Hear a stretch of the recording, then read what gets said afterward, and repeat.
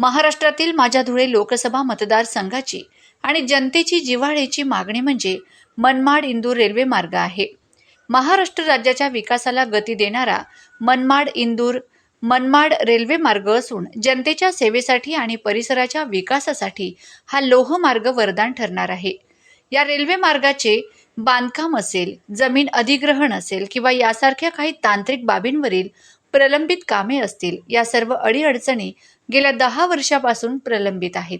आजपर्यंत कामं का प्रलंबित आहेत यावर चर्चा करण्यासाठी आणि या मनमाड इंदूर रेल्वे लाईनच्या बांधकामाचे काम लवकरात लवकर सुरू करण्यासाठी काय उपाययोजना करता येतील याचा ठोस निर्णय घेण्याकामी बैठक आयोजित करण्याची विनंती खासदार डॉक्टर शोभाताई बच्छाव यांनी देशाच्या रेल्वे मंत्री अश्विनी वैष्णव यांना केली आहे.